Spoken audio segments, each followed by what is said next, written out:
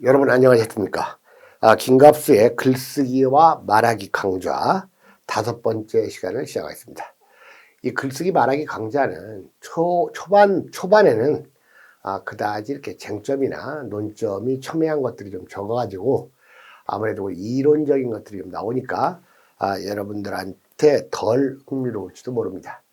그러나 앞으로 2, 3회 진행되면 본격적으로 우리가 논리에 진입하게 되면 훨씬 더 그 현장에서 사용할 수 있는 실용적인 글쓰기의 그 제재가 많이 나오니까 여러분들 꾸준히 이 강의를 수강하시기 바랍니다. 자, 오늘은 곧장 그 논의에 들어가도록 하겠습니다. 이 글은 진부하다라는 말 들어봤죠? 아주 낡아 빠졌다 그겁니다.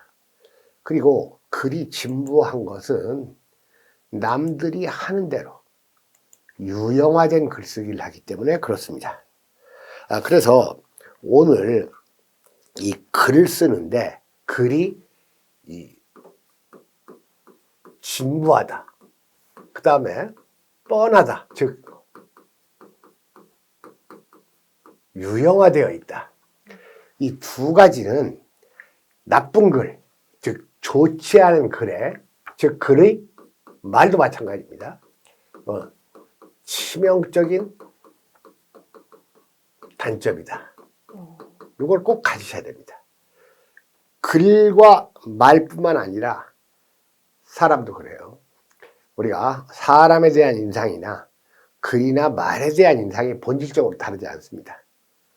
어떤 사람이 아주 낡고 뻔하다 그겁니다. 즉 진부하고 유형화된 사람한테 매력을 느낄 수 없듯이 글이나 말도 그렇습니다.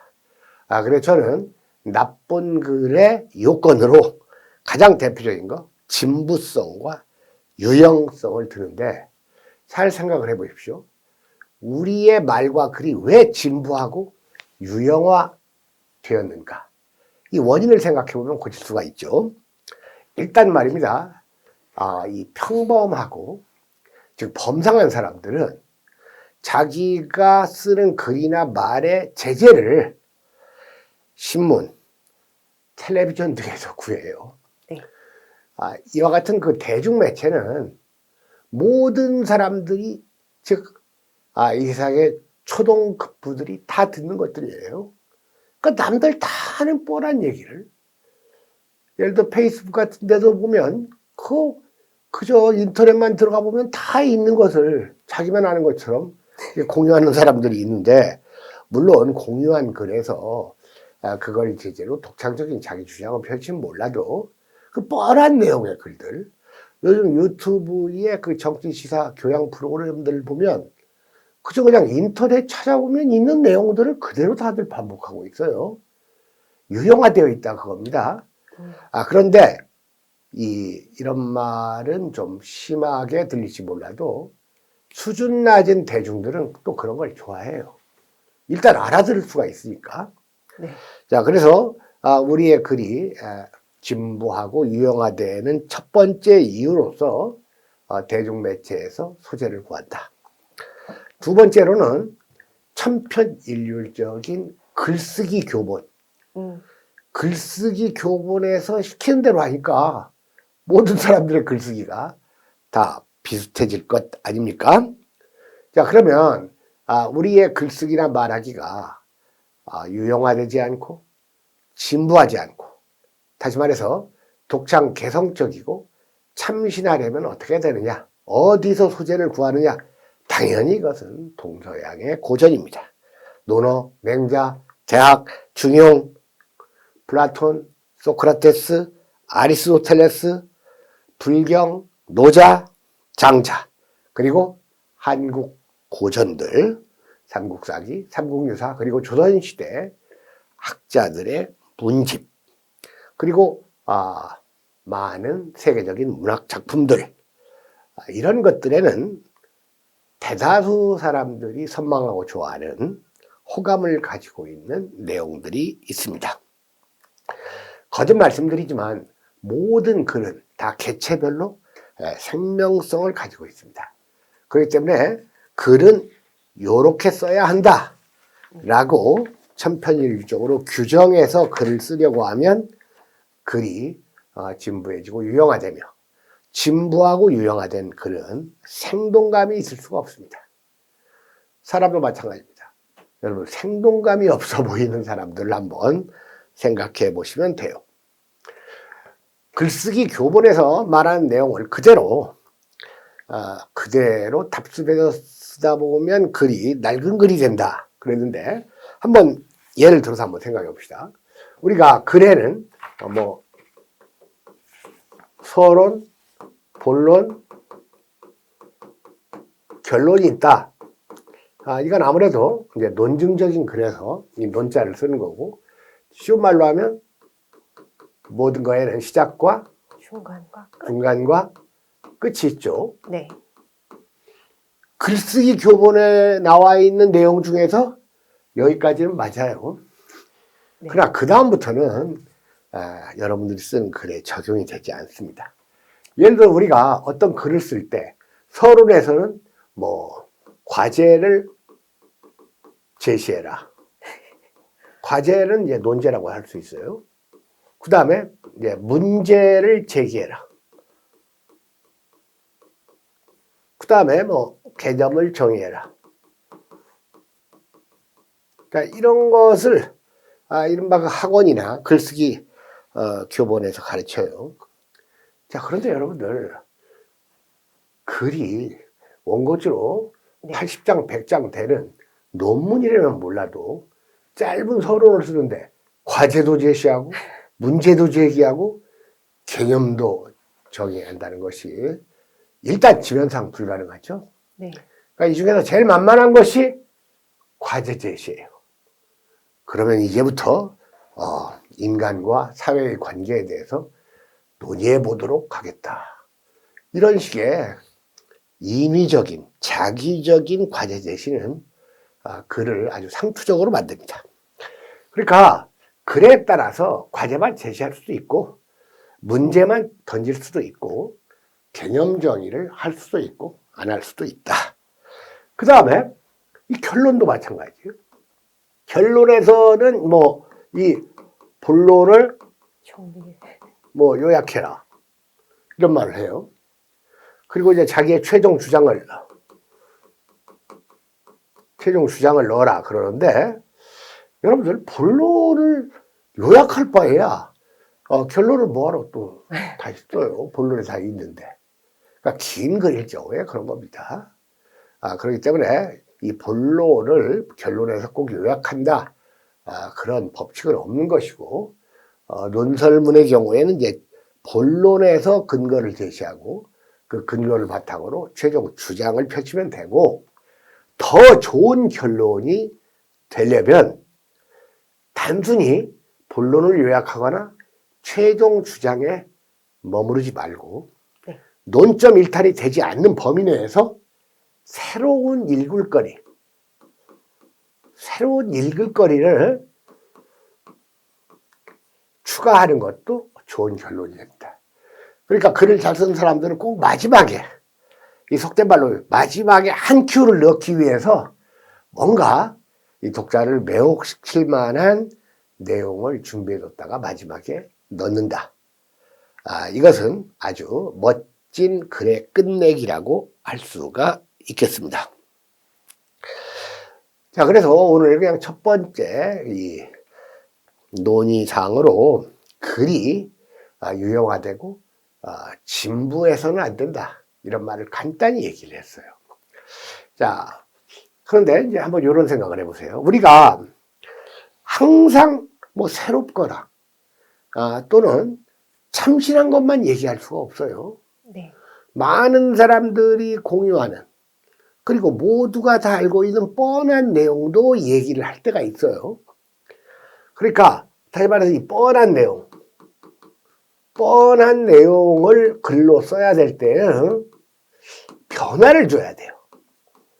뻔한 내용을 뻔한 방식이나 뻔한 시점으로 쓰지 말고 시점상의 변화 같은 걸 주는 방식, 이런 것도 글을 진부하지 않게 만드는 하나의 방식인데 딱 들어봐질지 몰라도 그냥 이런 데서 이제 뭐 예를 들려면 짧은 뭐 시나 동요 같은 게 어울리니까 자 예를 들어서 여러분들 어려서 부르던 뭐 동요 가운데 나뭇잎배 이런 거 한번 생각납니까? 이 나뭇잎배가 뭐 나뭇잎으로 꼬작꼬작해서 만든 배는 아닐 거고 그냥 나뭇잎이 그 물 위에 떠다니니까 그걸 이제 나뭇잎배라고 하지 않는가 확실히나 모르겠는데 어쨌든 그럴 겁니다. 자 여러분들이 나뭇잎배라는 동요를 한번 생각해 보세요. 낮에 놀다 그렇죠. 낮에 놀다 두고 온 나뭇잎배는 엄마 곁에 누워도 생각이 나요. 그죠? 푸른 달과 흰 구름 둥실 떠가는 연못에서 살살 떠다니겠지. 이런 내용입니다. 낮에 놀다 두고 온 나뭇잎배는 이런 노래죠. 네. 엄마 곁에 누워도 생각이 나요. 푸른 달과 흰 구름 둥실 떠가는 연못에서 살살 떠다니겠지. 자, 여러분들 그 연못에다가 이 나뭇잎 같은 걸로 배를 띄우고 놀이하는 거 지금은 그래도 좀 덜 흔하지만 옛날에는 아주 흔해 빠진 그 어린이들의 놀이예요. 그런데 이걸 지금 전달하는 방식을 보세요. 이 노래가 아주 그럴듯하게 이 글이 그럴듯하게 들리는 이유가 뭔지를 생각해 보라 그겁니다. 지금 이걸 말하는 어린이는 나뭇잎배를 띄우는 연못에 있지 않아요.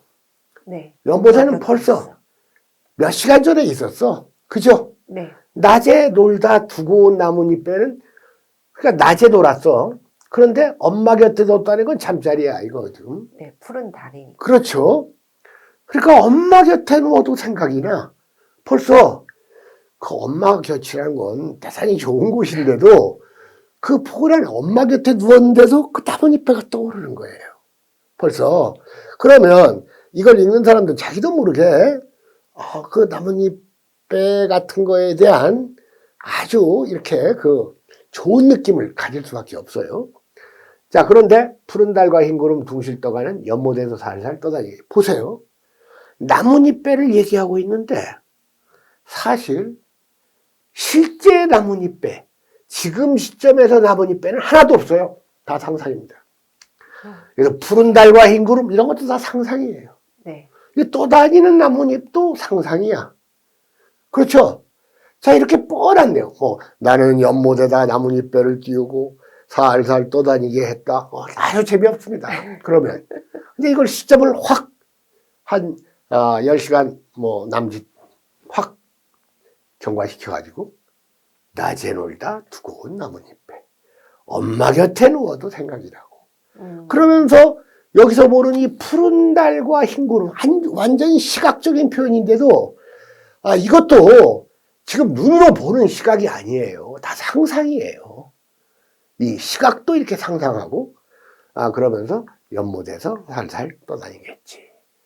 그러니까 벌써 이게 회상 아닙니까? 네. 회상이면서 지금 연못에서 살살 떠다니겠지 해가지고 여기서 추측까지 있어요. 그죠? 그러니까 이 뻔한 이 나뭇잎 뱃놀이가 이토록 아름답게 이렇게 들릴 수 있게 만드는 장치가 된다 겁니다. 그러니까 여러분들이 뻔한 체험을 얘기하려면 방금 막 자기가 보고 온 것처럼 얘기하지 말고 그때 내가 우연히 그 길거리를 걷다가 마주쳤던 일은 몇 년이 지난 지금도 가끔씩 떠오르기도 해서 이렇게 입에서 미소가 저절로 지어진다는 등 이런 식으로 좀 장치를 해가지고 전달을 하는 이런 자꾸 이렇게 변화를 주는 방식을 좀 선택해보기 바랍니다. 자, 그 다음 지난 시간에 우리가 하여튼 모든 글은 다 창작물입니다.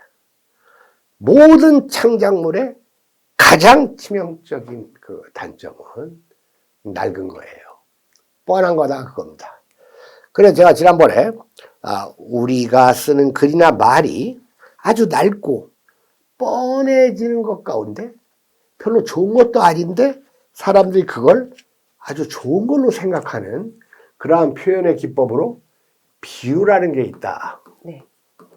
이런 말을 해가지고 그 고속도로 좀 이른바 그 저널리즘에서 그냥 아주 남발되는 그 뻔한 비유를 제가 예로 들었죠. 네. 그리고 속담에 나타나는 그 뻔한 비유들도 네. 예를 들었습니다. 일단 여러분들은 비유 자체를 목적으로 하는 사람들이 있어요. 비유는 목적이 아닌 거예요. 수단. 네, 이거 수단이에요. 그런데 그럼 왜 우리가 글을 쓸 때 비유를 사용하느냐? 그 목적을 알아야 될 거 아니에요. 그렇죠? 네. 이게 아주 중요한 겁니다. 일단 비유에는 원관념과 보조관념이 있다. 이 정도는 뭐 누구나 다 아는 거 아닙니다. 보조관념이 있어요. 원관념이니까 A로 시작하고 보조관념이니까 B로 시작하니까 A, B라고 합시다. 그러면 이러한 원관념과 보조관념의 관계에 뭐가 있어야 됩니까?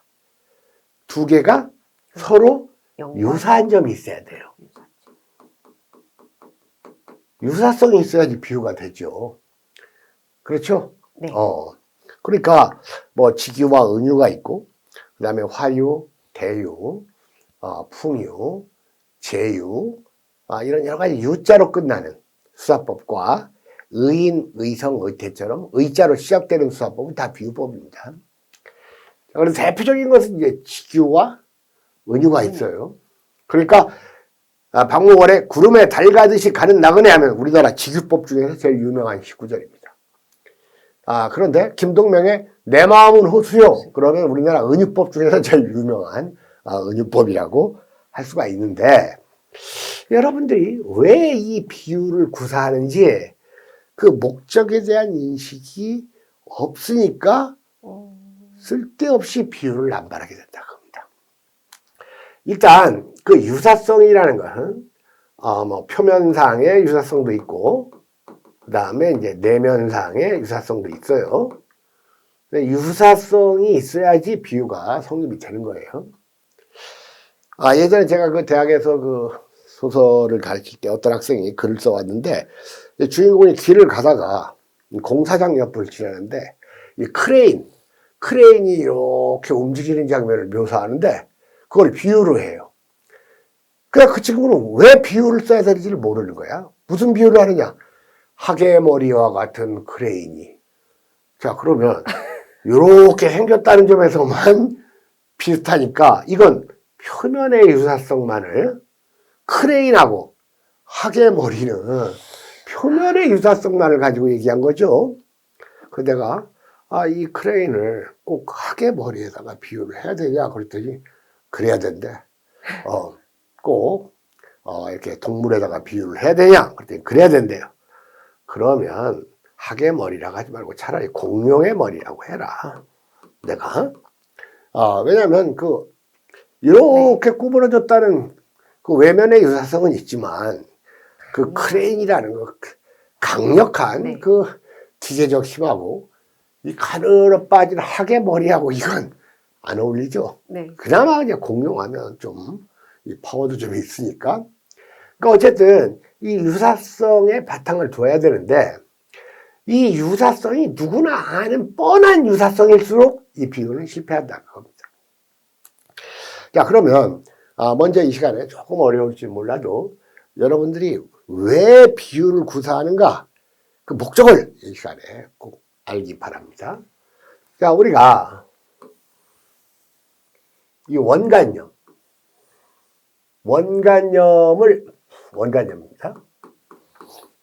원관념을 이제 영어로 intention이라고 합니다. intention이라고 하고 이제 이걸 또 내포라고도 하죠. 내포. 그 다음에 보조관념은 extension이라고 합니다. 이것을 외연이라고도 하죠. 외연이라고 합니다. 자, 그런데 여러분들 이 보조관념, 여기서 보세요. 인텐션하고 익스텐션하고 공통점이 있죠? 뭐가 있어요? 텐션. 둘 다 텐션입니다. 그러면 원관념 인텐션은, 즉 내포는 뭐냐? 안으로 향하는 텐션입니다. 그리고 이 보조관념 익스텐션, 외연은 뭐냐? 밖으로 나가는 텐션이에요. 그러니까 텐션이라고 말 그대로 이제 뭐 긴장감 뭐 이런 걸 할 수가 있죠. 그러니까 이 인텐션은 안으로 향하는 거예요. 안으로. 인 해가지고. 그리고 익스텐션은 밖으로 향해요. 익스텐션, 이건 인. 그 다음에 자, 그러니까 익스텐션은 밖으로 나가려고 하고, 인텐션은 안으로 잡아당기니까 뭐가 생겨요? 텐션이 생기는 거죠. 팽팽하게. 그죠? 긴장감. 그러니까 익스텐션이 밖으로 익스 해가지고 없어지고, 인텐션이 안으로 인 해가지고 없어지고, 남는 게 뭡니까? 텐션이라 그겁니다. 바로 비유의 목적은 유사성에 바탕하면서도 텐션을 만들어내는 데 있다는 겁니다. 긴장감을. 바로 비유를 통해서 긴장감을 만들어낼 때 그 비유가 성공하는 비유가 되는데, 뻔한 비유들을 쓰게 될 경우에는 그나마 있던 텐션도 아주 흐물흐물하게 만들어버리는 그런 역할밖에는 안 한다 그겁니다.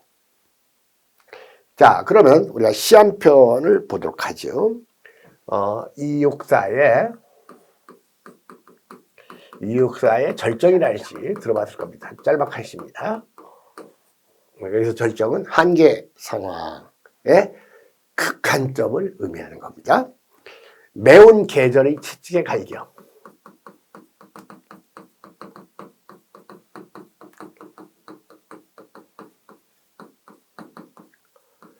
매운 계절의 채찍에 갈겨 마침내 북방으로 휩쓸려 오다.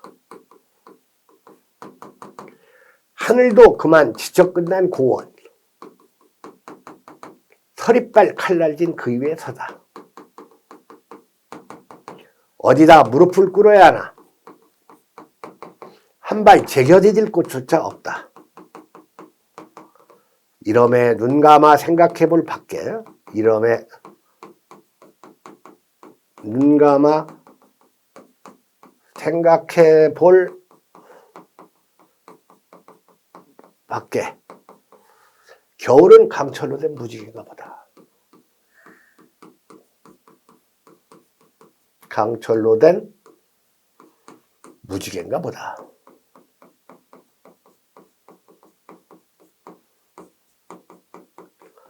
자, 다시 한번 읽겠습니다. 여러분들 교재를 받으셨죠? 네. 매운 계절이 채찍에 갈겨 마침내 북방으로 휩쓸려 오다. 하늘도 그만 지쳐 끝난 고원. 서리빨 칼날진 그 위에 서다. 어디다 무릎을 꿇어야 하나. 한 발 제껴디딜 곳조차 없다. 이러매 눈 감아 생각해 볼 밖에. 겨울은 강철로 된 무지개인가 보다. 재밌죠? 오다, 서다, 없다, 보다 해가지고 시제가 없어요. 왔다가 아니에요. 섰다가 아닙니다. 미래 시제도 아니고 과거 시제도 아니고 다 기본 시제예요. 기본 시제를 가지고 이제 긴장감을 내는 거고, 일단 비유를 말하기 전에 잠깐 이 시에 쓰인 기법을 우리가 이해할 필요가 있습니다. 매운 계절이 채찍이라고 말할 필요 없이 시대의 고난입니다.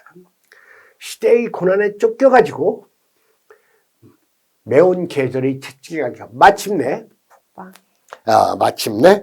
그 북방으로 이 추운 곳, 이 험난한 곳으로 휩쓸려 왔어요. 바로 이곳은 하늘도 그만 지쳐 끝난 고원입니다. 더 악화되고 있죠, 사태가. 그리고 서리빨 칼날진 그 위에 더 악화되고 있어요. 이렇게 악화된 상황에서 하늘도 그만 지쳐 끝난 9월에 서리빨 칼날진 그곳에서 어디다 무릎을 꿇어야 돼? 무릎 꿇을 곳도 없어, 공간도. 어디다 무릎을 꿇어야 하나? 한 발 제거되질 곳조차 없다 해가지고 극한 상황의 절정이 점점 가중되고 있죠. 그러니까 이 시는 기본적으로 우리가 점층의 기법이 쓰이고 있는 거예요. 점점. 그렇죠? 자, 그런데 이러면 눈 감아 생각해 볼 밖에 한 발 제거되질 곳이 없지만 그래도 눈 감고 생각해 볼 수는 있잖아요. 갑자기 이제 느긋해지죠, 이 사람이. 자, 그랬더니 겨울은 이 일제강점기라는 이 시대는 강철로 된 무지개, 이 무지개처럼 아름답고 꿈이 많고 이상적이고 환상적인 건데 이렇게 이 낭만적인 무지개가 강철처럼 차갑고 딱딱하게 굳어져 버리는 현실을 지금 말하고 있는 거예요. 그러니까 우리가 막 이 극한 상황이 막 이렇게 가중됐으면 맨 마지막에는 야, 이제는 죽는 길 외에는 다른 방법이 없다 이런 말이 나와야지 순서상으로는 맞죠? 네, 못 살겠다. 예, 그런데 오히려 훨씬 더 여유가 있고 힘이 있고 의젓하고 의연한 말이 반대로 나오죠? 네. 이런 걸 우리가 이제 억양을 바꾼다 해서 억양의 표현 기법이라고 그래요. 예상치 못한 말을 반대로. 너는 사진으로 보니까 못생겼더니 실제 보니까 더 못생겼더라. 뭐 이런 식으로 예상해도 없던 말을 갑자기 하는 거 억양이라고 하는데 내가 여기서 문제 삼고 싶은 것은 이런 것들이 아니고 여기에 형성되어 있는 비유입니다.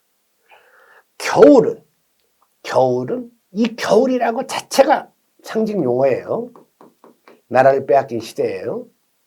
상징 용어지만 어쨌든 여기에서는 원관념과 보조관념의 관계가 형성되어 있어요. 겨울은 무지개다. 비유법이죠. 네. 자, 그런데 우리가 보기에 대관료 겨울하고 무지개하고 거의 유사성이 없죠. 네. 거의 유사성이 없지만 이 시의 의미를 찬찬히 보면 이 차가운 겨울일수록 무지개처럼 아름다운 조국의 광복이라든지 자유라든지 평화라든지 이런 걸 원하는 이러한 상태를 또 무지개라고 이렇게 표현을 하게 된 겁니다. 그러다 보니까 누구도 예상치 못했던 이 유사성이 이 비유에는 지금 개입되어 있는 겁니다. 겨울과 무지개의 관계. 그러다 보니까 이 시가 긴장감을 주는 거예요. 이렇게 새로운 유사성의 제시. 이게 비유 성공 실패의 관건입니다. 남들 뻔히 다 아는 유사성. 달, 무슨 달, 쟁반같이 둥근 달. 뭐 이런 식의 긴장감이 있습니까? 긴장감이 없죠.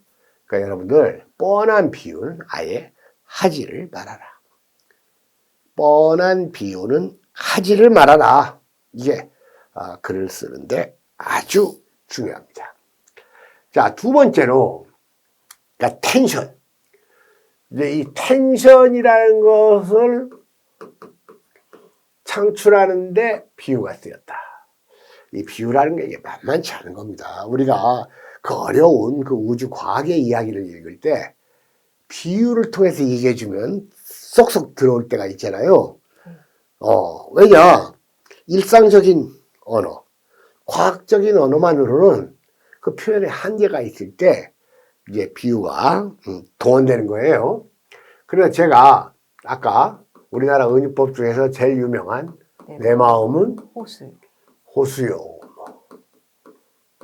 이렇게 해놓고 여기 뭐가 들어가냐 그러면 야수요라고 하는 사람들도 있어요. 내 마음은 호수요. 자, 그런데 보세요. 내 마음은 호수다라는 비유를 전제했어요. 그러니까 그 다음에 뭘 할 수가 있어요? 그대 노를 저오. 그죠? 그대 노를 저어오고 그대가 노를 저어오면 나는 그대의 흰 그림자를 안고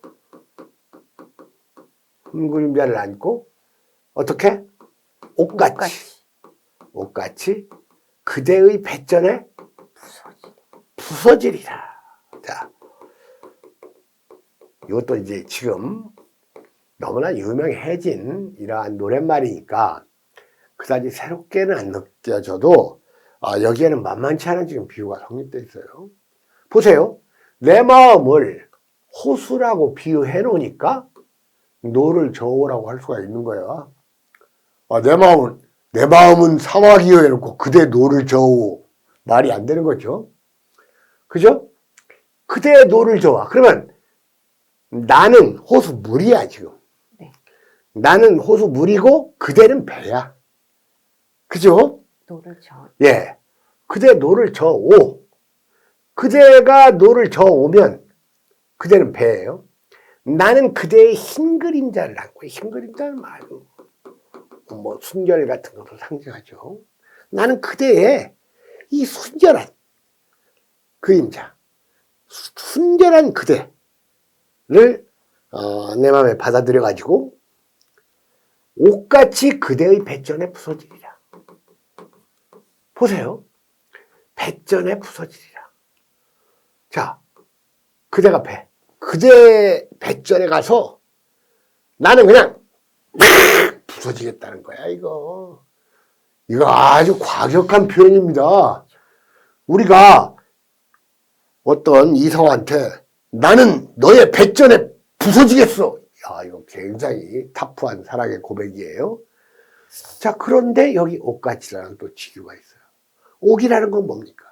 아주 곱고 아름다운 거 아닙니까? 네. 그러니까 결국 옥같이 그대의 배전에 부서지겠다는 것은 옥처럼 아름답고 곱게 그러나 배전에 부서지듯이 아주 과격하고 강렬하게 당신과 당신에게 사랑을 보이고 싶다는 뜻이에요.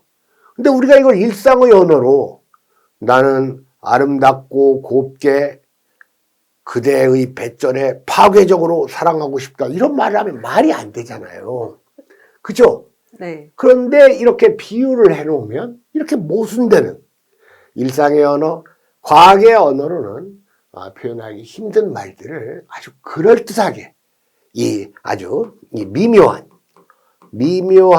그리고 모순되는 이러한 일상의 언어, 과학의 언어로는 정상적인 표현이 불가능한 이러한 마음의 상태도 비유를 통해서 할 수가 있다. 그러니까 비유의 두 가지 목적입니다.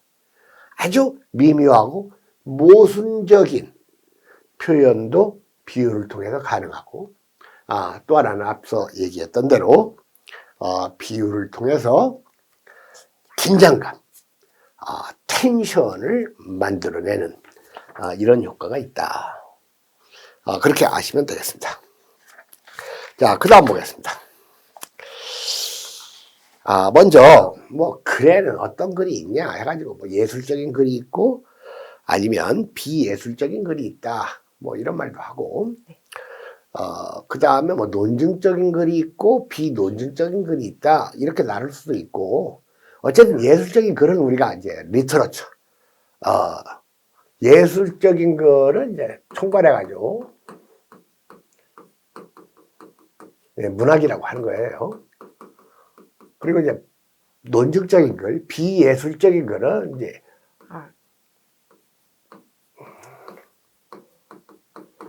아규먼트 해가지고 이제 논증이라고 하는데, 그러니까 글에는 문학과 비문학이 있고 글에는 아규먼트와 비아규먼트가 있다.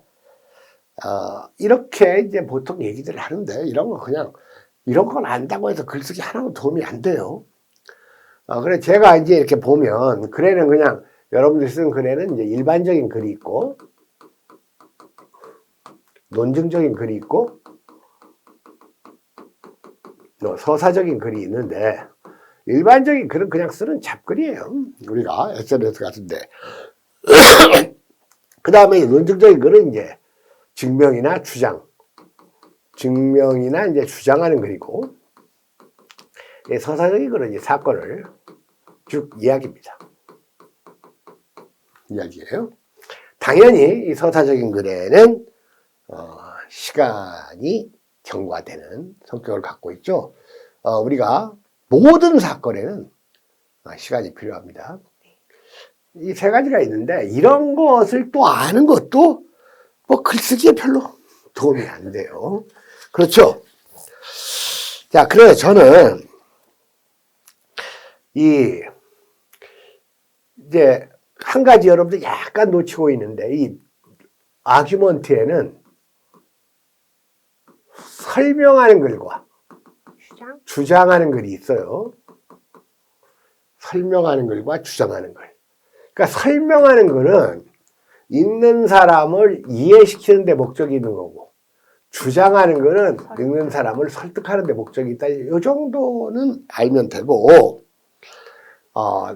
실제 글쓰기에 도움이 되는 글의 분류를 해보라고 하면 나는 가치 있는 글과 가치 없는 글이 있다. 이렇게 나누겠습니다. 가치 있는 글 대 가치 없는 글. 그러면 우리는 이런 걸 안 쓰도록 해야 되겠죠. 문학적인 글이건 예술적인 글이건 논증적인 글이건 서사적인 글이건 그런 건 다 이론적인 거고, 모든 글은 쓸만한 글과 쓸모없는 글이 있다. 이걸 아는 게 글쓰기에 더 도움이 되는 겁니다. 제가 개인적인 이제 경험담을 하나 여러분에게 소개를 하겠습니다. 예전에 한 몇 년 전인데 한 지역 신문사에서 이제 강의 요청이 왔어요. 그런데 그 지역 기자들을 모아놓고 기자들을 위해서 필요한 말을 하면 된다. 이렇게 이제 그 강의 주제를 정해줬어요. 기자들을 위해서 필요한 말 하면 굉장히 범위가 넓죠. 네. 근데 여러분들 강연을 할 때는 범위가 넓을수록 강연하기가 편합니다. 왜? 아무거나 하면 되니까, 넓은 것 중에서. 그죠? 네. 보통 이제 강연 전에 또는 강의 전에는 이제 이렇게 주제를 정하고 내용을 정한 다음에는 틈나는 대로 뭐 좋은 그 설명의 방식이나 또는 그 예화 같은 것을 쓰냐면 이제 메모를 해가지고 그 강의에 이제 임하는데, 일단 기자가 반드시 갖추어야 할, 기자들은 또 웃겨요. 자기들이 글을 잘 쓰는 사람들인 줄 알아요. 그래서 그러면 기자는 기자들을 위해서 필요한 말을 해라. 그래서 저는 그냥 뻔하게 이런 거 쉬운 거예요. 정확한 언어를 구사해야 되고, 그 다음에 논리적이어야 되고, 동시에 여기에 뭐 역사의식 같은 걸 담으면 된다. 벌써 이 세 가지 주제만 정하면 이거 가지고 강의를 50분이 아니라 500분도 할 수가 있는데, 이렇게 다 정했더니 다시 연락이 왔어. 해가지고 자기들이 뭐 너무 이 강의 주제가 넓었다고 생각했는지, 아니면 사실 강의 주제는 조그맣게 정해야지 강의가 쓸만한 거예요. 그 강연 같은 거 뭐 50분, 100분 하는데 뭐 얼마나 많은 얘기를 하겠어요. 그러더니 이제 좀 강의 주제를 좀 바꿔도 됩니까? 그래서 그럼 뭐냐? 그랬더니 가치 있는 글쓰기로 해달라. 가치 있는 글쓰기. 아무래도 기자들이니까 가치 있는 기사문 쓰기겠죠. 기자들에 적용을 하면. 그래서 내가 그 강의 주제를 좀 바꿔도 되냐? 그래 바꿔도 된다고 했더니 이걸로 바꿨어요. 좀 바꿔도 되냐고 하길래 된다고 했더니 좀 바꾼 게 아니라 아주 많이 바꿨죠. 네. 근데 이런 것도 다 방법이 있어요. 뭐든지 세상은 뭐가 딱 정해져 있는 게 아닙니다. 그러면 가치 있는 글쓰기, 정확한 언어의 글이 가치가 있는 거고, 명징한 논리의 글이 가치가 있는 거고, 그 다음에 시대의식을 담은 역사의식이 있는 글이 가치가 있는 글이다. 이런 글을 써라. 그럼 얼마든지 또 이 강의가 되지 않습니까? 네. 자, 그런데 저는 이런 것들은 다 강의 시간을 때우기 위한 이 논의들이다. 이런 생각이 한편으로 들었어요. 가치 있는 건 뭐냐? 이걸 딱 집어서 얘기해야지. 뭐 좋은 것들 다 갖다 놓고 이게 있으면 가치 있다. 좀 말이 안 돼요. 그래서 저는 준비했던 강의 내용을 다 지우고 정말 가치 있는 것은 뭐냐? 이런 생각을 좀 해보고 그때 얻은 결론을 여러분에게 제시하겠습니다. 가치 있는 글은 뭐냐? 가치 있는 말은 뭐냐? 이건 한마디로 얘기하면 자기 목소리를 내는 거.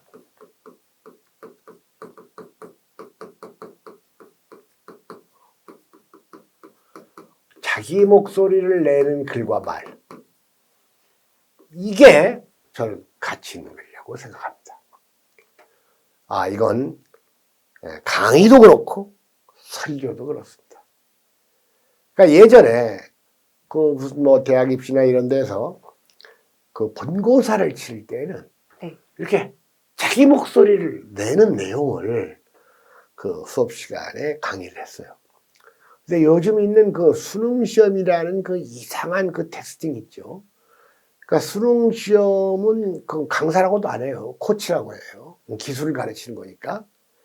수능 시험 같은 데서는 자기 목소리를 낼 수가 없어요. 네. 글에 담긴 객관적 정보를 파악하는 거니까. 그래서 저는 짤막하게 여러분들에게 진짜 가치 있는 글은 뭐냐? 내 목소리를 내는 글이에요. 이거. 아무리 미사여고 아무리 좋은 얘기해도 남들 해놓은 얘기 갖다가 옮기면 안 되는 거죠. 저는 오늘 아침인가 어저께인가 그 조선일보라는 신문에서 무슨 인문학 무슨 교양스쿨이라는 것을 연다 해가지고 이 한국에서 이 세속적으로 이름이 널리 알려진 그 유명인사 15명을 강사로 거기다가 이제 제시를 했더구만. 그러면서 보니까 그 15명이 뭐 1시간씩 하는 거예요. 딱 60분은 아니고 뭐 한 120분 될지도 모르죠. 그러니까 그 15명한테 15번 강의를 듣는 거예요. 거기에는 뭐 음악가도 있고 과학자도 있고 그 다음에 뭐 역사가도 있고 이런데 다 유명한 사람들이야 보니까. 그런데 아래 수강료를 보고 깜짝 놀랐습니다. 490만 원이에요. 자, 터무니없는 짓거리들이죠. 물론 그 중에서 제가 뭐 인정하는 그 사람들도 몇 있습니다만, 한국종합예술학교에서 뭐 이렇게 김대진이라는 음악가가 있죠. 근데 김대진이라는 음악가의 그 강의 제목을 보니까 뭐 음악가, 작곡가 몇 명 놓고 그 사람들의 곡을 설명한다고 하는 건데 참 그런 건 터무니없는 것이고 과연 그런 그 강의들 그런 건 다 인터넷 찾아보면 나와요. 이런 걸 490만 원씩이나 수강료를 책정가지고 이 강의하는 이런 걸 보니까 세상이 참 잘못되어 있다 하는 생각이 좀 들었습니다. 자, 자기 목소리를 내야 된다. 이것은 모든 글과 말에 적용되고 그 글과 말이 가치를 가질 수 있는 첫 번째 요소다. 비록 투박하고 비록 실수가 있어도 자기 목소리를 내는 글과 말 이것처럼 가치 있는 것은 없다. 자, 예를 들어서 여러분들은 탑이 있다고 합시다. 탑이 있는데 여기 SNS를 보면 뭘 그렇게 아는 사람들이 아는 게 많은지 사람들이 그냥 마구 그냥 돌멩이를 던져요. 여러분들 하나의 탑에 돌멩이를 던지기는 쉬워요. 돌멩이를 던지기는 쉽지만 자기의 돌, 작은 거 하나로 갖다가 이 탑 위에다가 올려놓기는 어려운 겁니다. 여러분 글을 쓰더라도 이렇게 마구잡이로 던지는 글을 쓰지 말고 돌 하나라도 내 돌을 갖다가 이 탑에 올려놓는 이런 마음가짐으로 글을 써야 된다. 자, 이런 말씀을 좀 드리겠습니다. 이 글을 보다 보면 아까 보세요. 제가 나뭇잎배라는 동요를 소개했어요. 네. 그런데 그 동요를 보세요. 낮에 놀다 두고 온 나뭇잎배는 엄마 곁에 누워도 생각이 나요. 푸른 달과 흰 구름 둥실 떠가는 연못에서 살살 떠다니겠지. 물론 짧은 그 노랫말이지만 이 노랫말에 처음부터 끝까지 전부 나뭇잎배 하나만 얘기하고 있는 거예요. 지금 놀라운 이 통일성입니다. 그쵸? 낮에 놀다 두고 왔어. 엄마 곁에 누워서 나뭇잎배 생각해. 그러다 보니까 푸른 달과 흰 구름도 나뭇잎배를 비추는 푸른 달과 흰 구름이야. 그리고 연못에서 떠다니는 것도 나뭇잎배예요. 이렇게 하나로 압축하는 이것을 글의 통일성이라고 합니다. 이 하나로 압축되는 통일성이 있는 글을 못 쓰는 이유는 여러 가지가 있어요.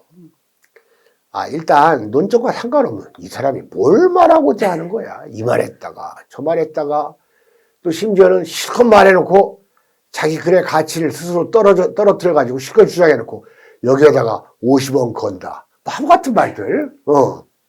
머리 나쁜 사람들이 그래요. 네. 그 변호사들이 그런 걸 많이 쓸 때 실컷 얘기해놓고 50원 건다. 뭐 이런 식으로 자기 글의 가치를 떨어뜨린다 그겁니다. 50원을 거는 것은 논점하고 아무 상관없어요. 여러분들 이 압축 통일성이 있는 글 이게 참 이 수준 높은 글인데요. 좀 지나가 버린 시대의 글이긴 합니다만은 그래도 지금 이 강의를 들으시는 분들이 40, 50대가 제일 많아요. 그래서 그분들이 이 강의를 들으시는 분들이 이제 서로 공감할 수 있는 텍스트를 하나 골라봤습니다. 아주 센티멘탈한 안톤 슈나크라고 들어봤을 겁니다. 슈낙이라고도 하고 쉬나. 안톤 여기 무시다. 슈낙이라고도 하고 쉬나크라고도 하고 예. 들어봤죠? 이 사람의 그 수필 가운데 우리를 슬프게 하는 것들 이런 것들 생각나시죠, 여러분들? 우리를 슬프게 하는 것들.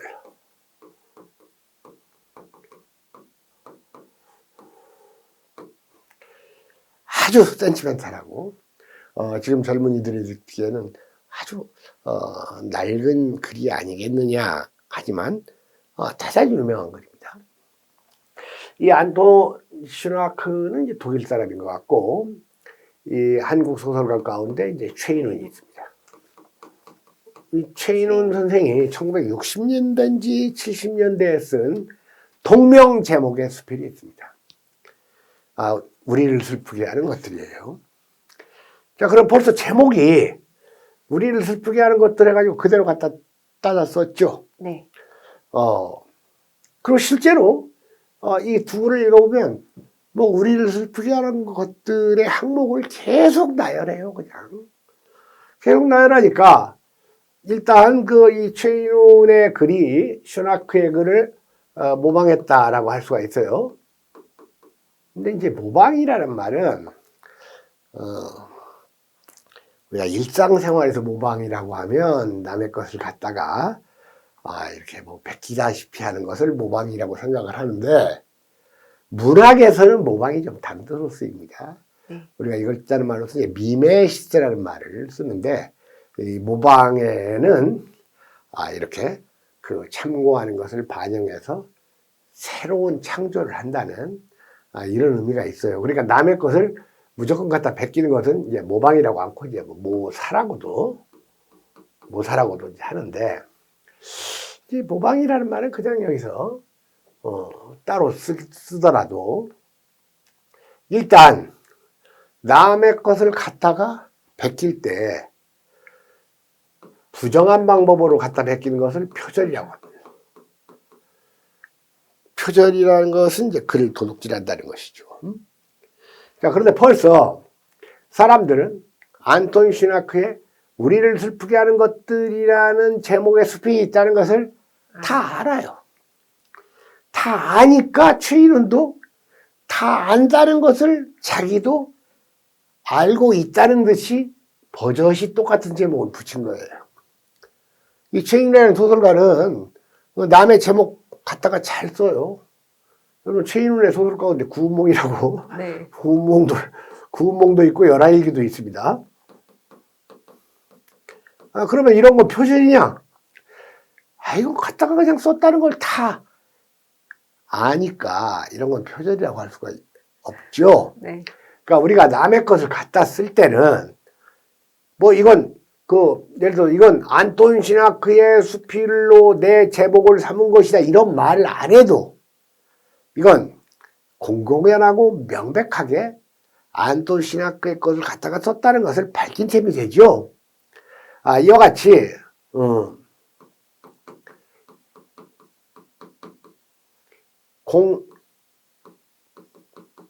공공연하고 그 다음에 명백, 이게 공공연하고 명백하게 남의 것을 갖다가 썼다는 것을 밝히면 이건 표절이 아닙니다. 그러니까 표절이냐 아니냐 이것을 판가름하는 기준은 두 가지, 공공연성과 명백성입니다. 한 몇 년 전에 우리나라 그 유명한 베스트셀러 여류 작가가 일본 소설가 미시마 유키오의 그 문장의 일부를 갖다 썼는데 그게 미시마 유키오일 거라는 것을 누가 봐도 알지 못하게 썼다 그겁니다. 그러니까 이 표절의 그 혐의를 받고 아주 입장이 난처해진 적이 있었는데요. 그런 사건이 하나 있으면 이제 문단에서 기가 죽죠. 자, 여러분들 우리 수강하시는 분들은 이미 그 교재를 받아가지고 네. 그 교재에 안톤 시나크의 그 우리를 슬프게 하는 것들 그리고 그 최인훈 선생의 우리를 슬프게 하는 것들을 교재에서 봤을 겁니다. 네. 앞부분 두 문단만 같이 공유를 해보겠습니다. 안톤 시나크, 우르무는 아이들은 우리를 슬프게 한다. 정원 한편 구석에서 발견된 작은 새의 시체 위에 초추, 이른 가을의 양광, 햇빛이 떨어져 있을 때 대체로 가을은 우리를 슬프게 한다. 그래서 가을날 비는 철양이 내리고 그리운 이의 인적은 끊어져 거의 일주일이나 혼자 있게 될 때 아주 쓸쓸하고 네. 센티멘탈하죠. 아무도 살지 않는 옛 궁성. 그래서 벽은 얼어서 흙이 떨어지고 어느 문설주의 작은 나무 위에 거의 판독하기 어려운 문자를 볼 때 숱한 세월이 흐른 후에 문득 돌아가신 아버지의 편지가 발견될 때 그곳에 씌어쓰되 사랑하는 아들이여 너의 소행이 내게 얼마나 많은 불면의 밤을 가져오게 했는가. 대체 나의 소행이란 무엇이었던가. 혹은 하나의 허언, 혹은 하나의 치희. 이제는 벌써 그 많은 죄상을 기억 속에 찾을 수가 없다. 그러나 아버지는 그 때문에 애를 태우신 것이다. 여기까지는 안톤 시나크의 것의 앞부분입니다. 네. 자, 이번에는 그 최인훈 선생의 동명수필 앞부분만 보겠습니다. 배고파 우는 아이는 우리를 슬프게 한다. 어느 마을 돌담에 기댄 어린이에 나무 뿌리로 포식한 청황색의 배 위에 초출의 양광이 떨어져 있을 때, 아까는 가을인데 여긴 봄이죠. 네. 대체로 봄은 우리를 슬프게 한다. 그래서 봄날 철이름 비는 철양이 내리고 데이트할 미천이 없어 그리운 이의 끈적은 끊어져 거의 일주일이나 혼자 있게 될 때, 현실적으로 돈이 없어서 못 만나는 거예요. 아무도 돌보지 않는 길가의 석불, 우리의 전통 문화가 이렇게 배관시되는 현실입니다. 그래서 독리강아지 한 마리가 일강을 거하여 한 다리를 들고 그 밑동아리에 쉬를 하고 있는 것을 보게 될 때, 쉬, 오줌 누는 거예요. 네. 강아지가 뭐 쉬게 아닙니다. 몇 해고 지난 후에 문득 돌아가신 아버지의 편지가 발견될 때, 그곳에 씌었으되 이놈아, 너의 소행이 내게 얼마나 많은 불면의 밤을 가져오게 했던가. 대체 나의 소행이란 무엇이었던가. 고등고시를 거부한 일, 혹은 아버님대로 소 7일8하고 몰아세운 일, 이제는 벌써 그 많은 죄상을 기억 속에 찾을 바이 없대. 그러나 아버님은 그 때문에 애를 태우신 것이다. 이 최인훈 선생은 아마 서울 법대를 아마 3학년까지 다니다가 중퇴한 걸로 알고 있습니다. 정운장교로 갔는데, 뭐 본인의 그 회상에 의하면 자기 아버지가 그 친일행위를 했다는 것을 알고 자기가 역사적 정의를 실추하는 법관이 되고자 했는데, 그랬다가는 자기 아버지부터 자기가 응징해야 될 것 같아서 법 공부를 그만뒀다. 뭐 이런 말을 하긴 했어요. 자, 간단하게 얘기하겠습니다, 여러분들. 교재 받으신 분들은 이걸 천천히 더 읽어보세요. 일단 말입니다. 안톤 시나크에스필은 네. 이건 독일 사람이건 한국 사람이건 다 적용되는 슬픔이에요. 인간의 본원적인 슬픔이고, 보편적인 슬픔이고, 이것이 감정적이고 주관적으로 나타나 있습니다. 그런데 최인훈의 슬픔은 이건 한국적 특수한 분단, 가난한 나라의 특수한 현실의 슬픔입니다. 따라서 이건 특수한 현실이고 이건 객관적인 슬픔이라고 할 수가 있어요. 그럼 금방 이해가 됐죠? 네. 예, 보편적인 슬픔과 특수한 슬픔, 주관, 감정적인 슬픔과 객관, 사실적인 슬픔이에요. 제목이 같지만 이렇게 글의 내용이 다르지 않습니까? 또한 지금 안톤 시나크의 글에 제기되는 표현 기법은 유머입니다. 유머예요. 유머라는 건 어떤 대상을 연민을 가지고 보는 관점이고, 그 연민을 가지고 저 대상이 좀 저러지 않았으면 좋겠다. 그러나 최인훈의 이 표현 기법은 유머가 아니라 풍자입니다.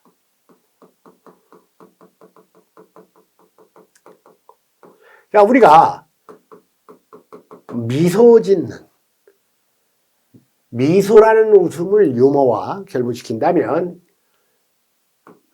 풍자는 비웃는 웃음, 비소나 냉소, 이런 것을 풍자와 결부시킬 수가 있죠. 이 유머건 풍자는 공통점이 있어요. 있는 현실. 있는 현실과 이제 뭐 실제 현실입니다. 있는 현실과 있어야 할 현실.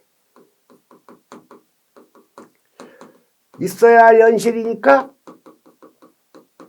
당위적 현실이에요. 네. 유머의 정신이건 풍자의 정신이건 있는 현실과 있어야 할 현실, 즉 실제 현실과 당위적 현실이 괴리감을 느끼는 데서 출발합니다. 이래서는 안 되는데, 세상이. 네. 이래서는 안 되는데, 더 정확하게 얘기하면 있는 현실을 있어야 할 현실로 바꾸고 싶은 욕망에서 비롯되는 게 유머의 정신이고 풍자의 정신이가 둘 다 아주 건설적이고 긍정적이고 창조적인 정신인데, 다만 이 유머는 대상을 연민, 동정하는 방식이고, 풍자는 대상을 비판, 공격하는 방식입니다. 따라서 풍자라는 건 이건 웃음을 무기 삼는 공격과 비판. 이렇게 말할 수가 있어요. 웃음을 무기로 삼는 거예요. 그리고 공격하고 비판한 건데 언제나 유머는 저렇게 추상적인 감정 같은 것도 제재가 되지만 풍자는 현실이라야 됩니다. 현실을 분석하고 비판하려면 이건 과학적이라야 되는 거예요. 그래서 이 유머보다는 풍자가 훨씬 과학 정신이 개입된다 해가지고 우리나라 작가 가운데서 무슨 일제시대 작가 중에 무슨 최만식 같은 작가를 풍자 작가라고 하는데 나 개인적으로는 최만식 풍자 중에서 재밌는 거 별로 못 봤어요. 네. 그렇잖아요. 뭐 태평천하, 뭐 레디메이드 인생 이런 소설들 그 풍자 그 노뻔한 풍자들 아니에요. 그거 쓸데없이 말만 많고 그 다음에 또 최만식 장편 소설 군산 앞바다를 배경으로 하고 있는 그 장편 소설이 있죠. 그 서해바다, 노란바다를 얘기를 하고 있는. 그 어쨌든 이 풍자가 상당히 고도의 방식인 건 틀림없고 이렇게 이 웃음을 유머, 연민, 동정의 웃음은 이건 동물들도 줘요. 약간 흐뭇하다 이런 건. 그러나 웃음을 무기로 삼아서 어떤 대상을 비판 공격하는 것은 이건 인간만이 할 수 있는 겁니다. 인간만이. 네. 여러분들 움베르토 에코의 장미의 이름이라는 소설 들어봤죠? 네. 장미의 이름이라는 소설 들어보면 여기에 그 사제들이 논쟁을 벌여요. 논쟁 같지도 않은 걸로. 근데 굉장히 논쟁 같은 건데 사실은. 이 사제들은 신도 앞에서 웃어야 되느냐 안 웃어야 되느냐 이걸 가지고 논쟁을 벌입니다. 그러면서 이 엄숙주의자들, 보수 엄숙주의자들은 웃으면 안 된다고 그래요. 성경을 보면 예수가 웃었다는 기록이 한 번도 없다. 이걸 논거로 삼는데 그런 걸 무지의 호소 아닌 오류라고 합니다. 웃었다는 기록이 없다고 해서 웃어서는 안 된다. 이건 안 되는 거예요. 논리적으로 안 맞아요. 그러면서 사람이 웃으면 원숭이가 됩니다. 이런 식으로 막 또 이렇게 말을 해요. 근데 이 장미의 이름에 물론 소년이 주인공이지만 프란시스코 사제가 이제 또 주인공 중에 하나죠. 그 말을 딱 받아서 원숭이는 웃지 않습니다 하고 나가요. 그러면서 이 사제도 얼마든지 이 웃어야 되고 웃을 수도 있고 이걸 말하는데 어쨌든 웃음 중에서 풍자의 웃음만은 이건 사람만이 할 수 있는 겁니다. 인간만이. 그러니까 이렇게 웃음을 무기 삼는 지적인 공격과 비판을 풍자라고 하는 겁니다. 따라서 이건 글쓰기에서 아주 이 수준 높은 방식이고 수준 높은 방식이기 때문에 풍자를 제대로 잘하는 작가는 아주 드물어요. 예를 들어 프랑스의 무슨 발자크 같은 소설을 풍자 작가라고 하는데 발자크 소설 중에 풍자 재밌는 풍자 나 못 봤어요. 이거 참 하기가 어려운 겁니다. 김승옥 같은 그 소설가 일부 내용들에는 아주 그럴듯한 풍자 같은 게 좀 나타납니다. 자, 그러면 아까 처음 얘기했던 글의 통일성에 관련된 말을 하고 강의를 끝내겠습니다. 자, 보세요. 우리를 슬프게 하는 것들. 제목도 같고, 그 슬프게 하는 항목을 나열하는 이 형식도 같아요. 네. 그런데 안톤 시나크는 이 슬픔을 주관적이고 감정적이고 유머의 기법으로 표현을 했고 최인호는 특수한 객관적 현실을 풍자의 기법으로 이렇게 모아서 표현을 했다 그겁니다. 이렇게 글이 압축성과 통일성을 갖기 위해서는 최대한도로 범위를 줄여야 됩니다. 그러니까 이제 어렵겠죠. 그렇게 쓰기가. 자꾸 뭐 그냥 예를 들어 우리를 슬프게 하는 것들 해가지고 뭐 그냥 뭐 사회적 현실도 얘기했다가 또는 주변에 뭐 옆 사람 얘기도 했다가 또는 자기 돈 떨어진 얘기도 했다가 이러면 글이 두서가 없죠. 네. 이렇게 그 어떠한 기법, 어떠한 제재, 슬픔도 사회적 슬픔이냐, 보편적 슬픔이냐 해놓고 딱 응집해가지고 기술할 수 있는 능력 이런 걸 갖기 위해서 부단히 노력하는 것이 좋은 글을 쓰는 방법이다. 그래서 오늘 글의 통일성과 관련된 것을 말하고 이 5번째 강의를 마치겠습니다. 수고하셨습니다.